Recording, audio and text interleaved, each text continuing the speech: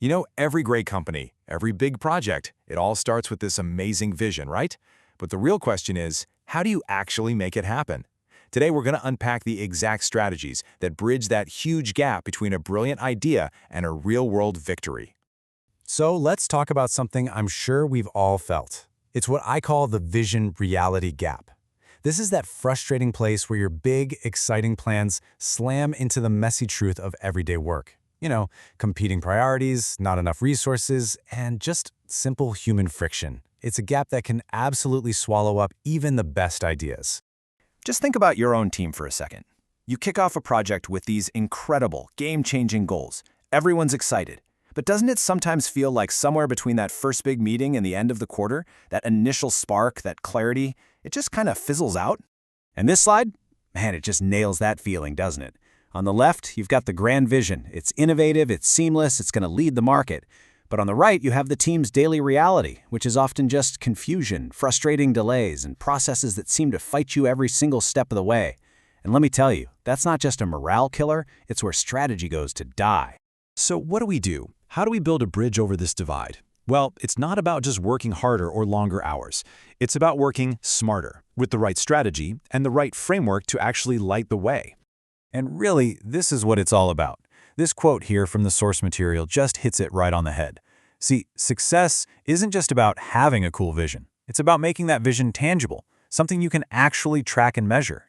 Okay, so if we're going to build that bridge, we're going to need a toolkit, right? So let's open it up and take a look at the actual tools that help turn an abstract goal into a concrete, totally achievable plan. First things first, you wouldn't build a house without a blueprint, and it's the exact same idea here. In strategic planning, that blueprint is all about setting up a clear design and solid rules right from day one. So the first tool in our kit is Program Design and Governance. And I know, that sounds kind of dry, but stick with me. This isn't about boring paperwork. Think of it as the project's rule book. It clearly defines who makes the big decisions, how we're going to measure progress, and what to do when things inevitably go off the rails. It's the framework that keeps a project from falling into chaos. Next up, change and transformation roadmaps. Look, when you're asking people to completely change the way they work, that can be, well, it can be scary. You have to show them not just the destination, but the actual path to get there.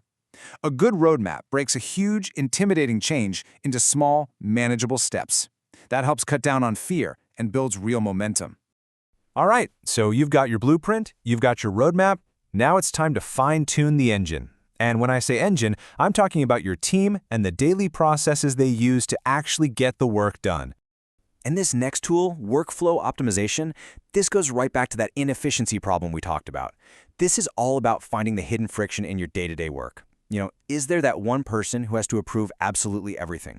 Does making a simple report mean pulling data from 5 different places? Fixing those little bottlenecks can unleash a surprising amount of productivity. Now think of a functional assessment like taking your company to a master mechanic. It's a deep, really honest diagnostic of your operations. And this isn't about blaming anyone. It's about getting a super clear picture of what's really working, what isn't, and most importantly, where your biggest opportunities for growth are hiding. Okay, so we've gone through the toolkit. What's the point, right? What do you actually get from all of this? Well, it all boils down to 2 incredibly powerful things: clarity and excellence.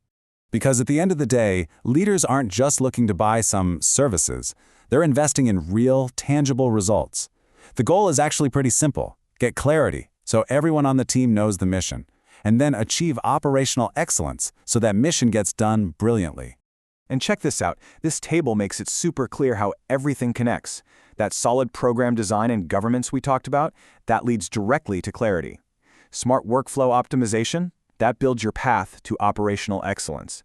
And that last piece, capability building, well, that's the key to making it all last, to creating sustained growth.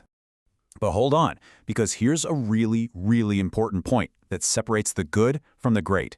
It's not just about getting some temporary advice or a fancy report that's just going to sit on a shelf and collect dust. No, the real win, the real value, is in building something permanent. It's about building a new, lasting capability inside your own organization so that you can keep growing long after the project is done. And this might be the most important takeaway of all. The ultimate goal should never be just to finish one project.